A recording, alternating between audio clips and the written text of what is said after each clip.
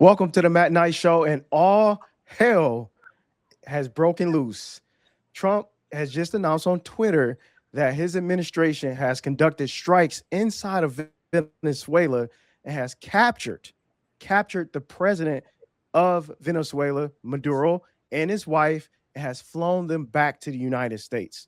Now, he just had wrapped up a press conference, and this press conference was full of rambling. Okay. And we're not going to play the whole press conference for you because it's really long. It's like 10, 15 minutes. So we're just going to break it down into the key moments, the key things that he said in this press conference so you can judge for yourself. And I also encourage you to watch the whole entire clip for yourself, watch the whole entire press conference, but we're just going to show a real quick, smart, short part of this press conference. Play the clip. We're going to run the country until such time as we can do a safe, proper, and judicious transition. So we don't want to be involved with having somebody else get in, and we have the same situation that we had for the last long period of years. So we are going to run the country until such time as we can do a safe, proper, and judicious transition. And it has. Matt? Now, this sounds like Iraq and Afghanistan all over again, but with one exception. You didn't go through Congress. You didn't talk to any of the allies. You just literally been planning this behind the scenes and started a whole new war, and pretty much are occupying the whole country while wanting a peace prize all at the same damn time. Yeah, I find that rich how you could just say on one end, I want a Nobel Peace Prize just because I claim to have stopped 7 or 8 wars, and yet you're the one escalating. And we'll talk a little bit more about how the president has been escalating. And to your point, Matt, we don't do this in the United States. This is not just some random thug type country where we just go in and we just take presidents out. We take people out. Yeah. And by the way, I want to say this because the president of Venezuela, Maduro, this guy is not a legitimate president. So we're not defending Maduro, but to your point, you have to do things in a decent and orderly way. And plus, that's a sovereign country. But here's the most important thing, because this is what you're going to hear from MAGA. This is what you're going to hear from Trump fans and Trump bootlickers and his whole entire apparatus. This is what they're going to say. Pretty much, this is how things go. We're going to just kind of go through the pathology of Trump and the MAGA excuse cycle, as we like to call it. So the first thing is they say, he won't do that. No way. He won't just invade a country. That Trump won't do that. No, you guys are just making it up. And then they'll say he's really not doing that. Right? They'll say he's not doing that, even though we can see it with our old eyes that this is what's happening. And then the third thing is, of course he did that. Why are you crying about it, libtard? This is what they say. And then the fourth stage is, after learning that it affects them, why didn't anybody warn us what he was going to do is going to hurt us too? And this is the MAGA excuse cycle. Yeah. Matt? Yeah. I mean, obviously. And I think like these things are going to have dire consequences that people won't even know. Like, for instance, I know just a few days ago, he was talking about Greenland, taking over Greenland and Denmark. And the president of Denmark spoke out and was kind of appalled. And people don't realize these things have consequences. So when you decide you want to travel to Venezuela, and it's hostile towards you, and you want to go to Canada, and they're rolling their eyes, you know what I'm saying? You go to Mexico, and they look at you funny. These things have consequences, man. Or when prices go up, right? So I think people are just going to be shocked. But if you really pay attention, you see the game, you see the play already happening. Yeah. You are fake news. That's all you're going to hear. And that brings us to our next point, because again, they're already trying to cover this whole thing. And I found this pretty ironic. This is what Marco Rubio said. He said Maduro will face justice in U.S. courts. So in other words, foreign presidents can be held accountable for crimes in our country, but our own president can't. Let me read that again.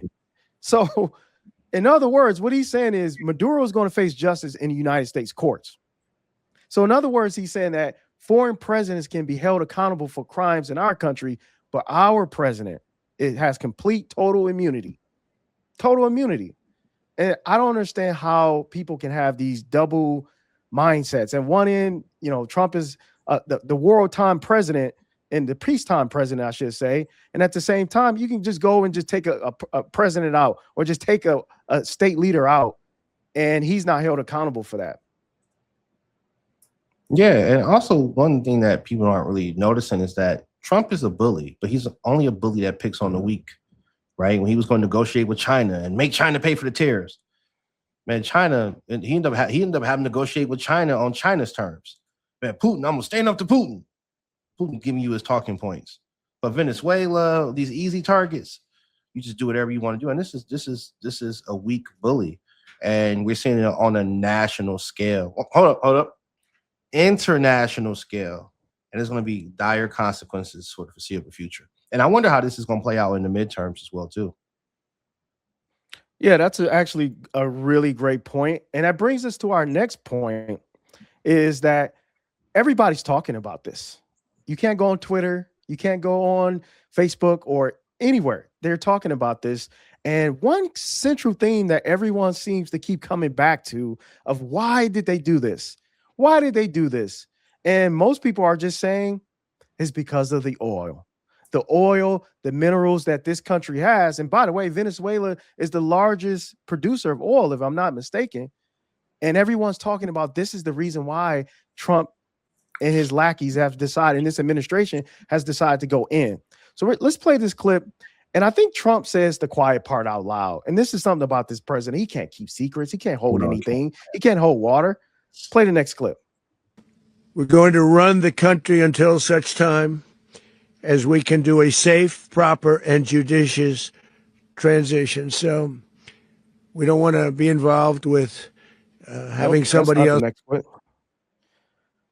No, but why you pull up? That's still kind of crazy. When he said that in the press conference, that really kind of threw me off. That I was like, this guy said, not only did we bomb him, but we taking over the country.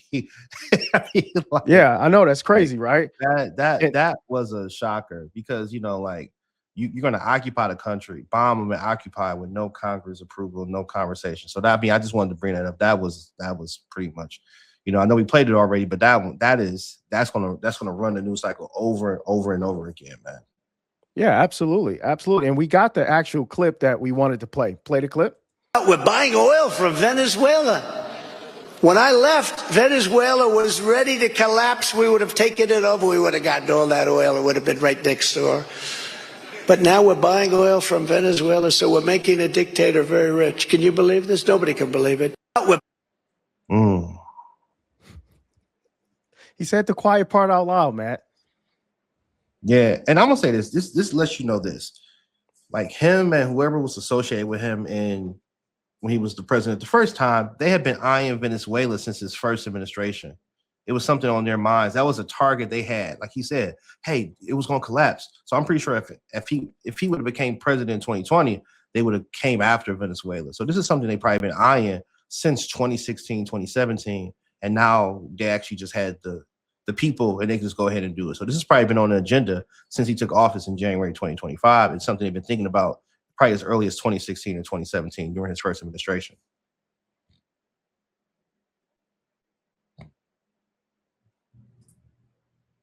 Yeah, and first it was Iran. Y'all remember that? Remember when he just went and bombed Iran? Then it was Yemen. Then it was Nigeria a few days ago. And now it's Venezuela.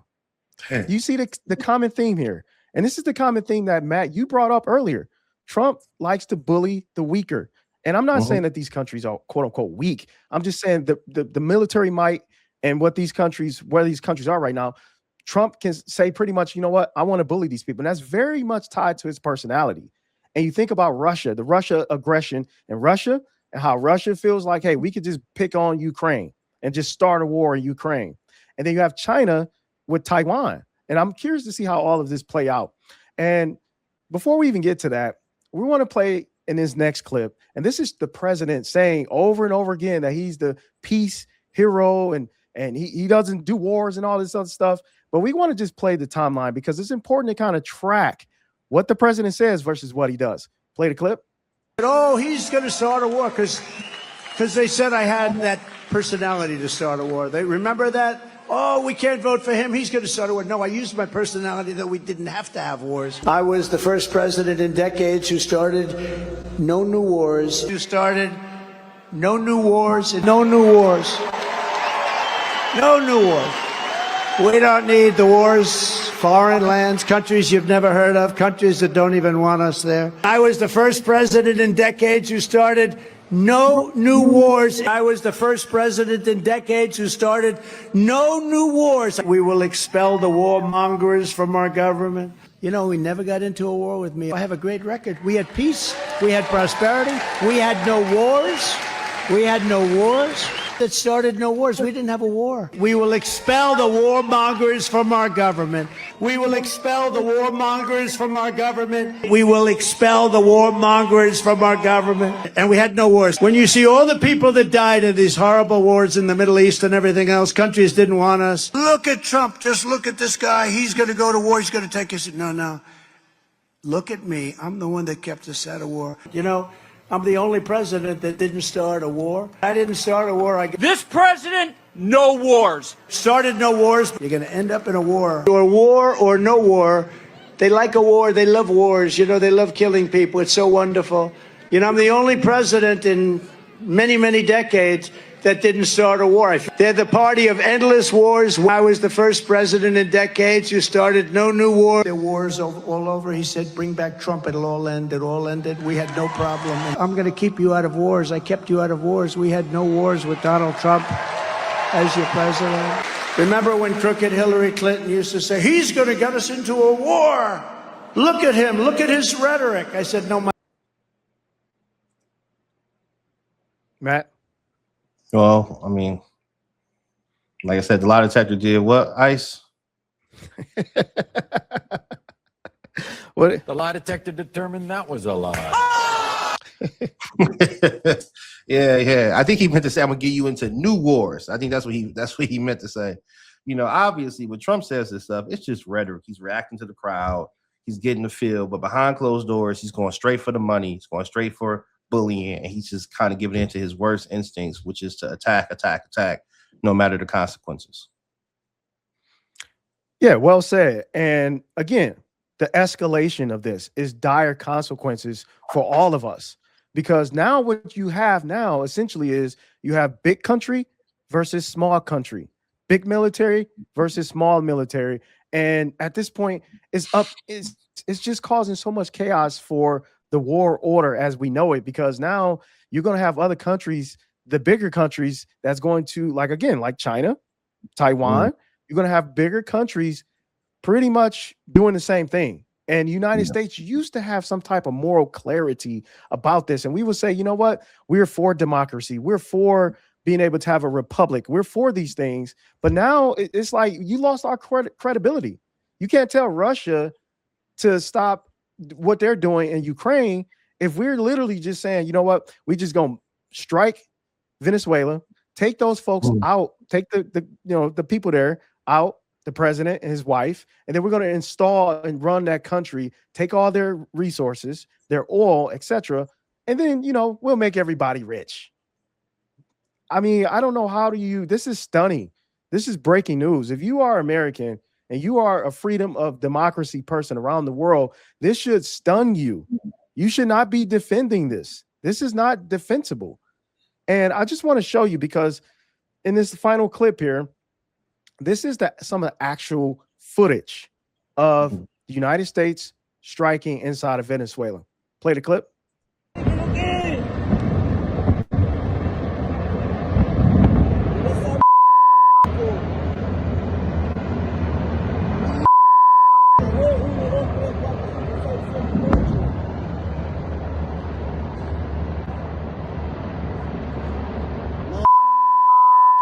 ¡Qué locura!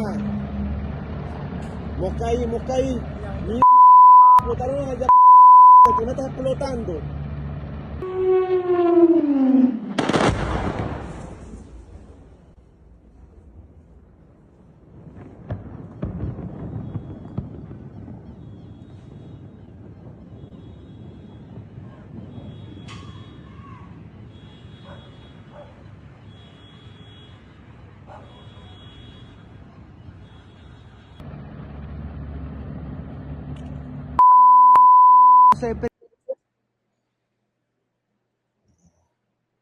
Matt.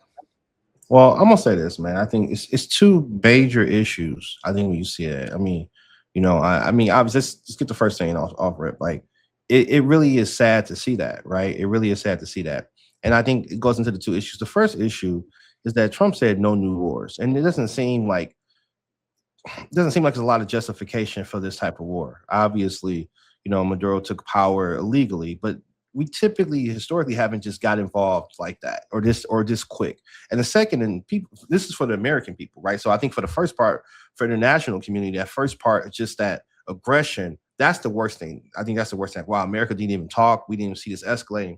But from the American political process, he did this without the support of the regular political process. Now, the outside countries won't know that. I mean, the outside world, just a casual viewer won't know that. But this is Trump and the Trump administration deciding to make a move without consulting, getting approval from any other political power in the country. And that's what makes it perhaps one of the most dangerous things, because if he's doing it to the other country, think about it. If you saw somebody doing some BS out in public, what are they doing at home? What is this going to foreshadow for America internally in 2026, especially when we get to the midterms where he's extremely unpopular, and losing support within his own party? That's the scariest thing for me, Ice. Yeah, you're absolutely right. And if he can do this to Venezuela, Iran, Yemen, Nigeria, imagine what he would do to you as a U.S. citizen that don't have that type of power as a country, but just as an individual. And this is where it's dangerous, because again, you're going to have some sycophants. I get it. Some Trump supporters are going to be like, oh, this was great. This is Trump playing 4D chess. Yeah, that's cool. But for the whole world, the international stage, on the international and the national stage, this is not good. So I want to just say, be on the lookout. Here's some things to really be on the lookout moving forward. One, what is the response of Venezuela? What happens in that country? And does that draw us even more deeper into Venezuela? Remember, no more wars and all this other stuff. But what does that do there? Two, the aggression of larger countries versus smaller countries like China, Taiwan, Ukraine, Russia. And three, what does that do with our allies? What is going to happen moving forward with the whole United States and our allies? Those are questions that we need answers to. And thank you so much for watching this show. Please hit the like button. We're trying to get to 100 subs, and also sub to this channel. And we'll see you guys in the next video.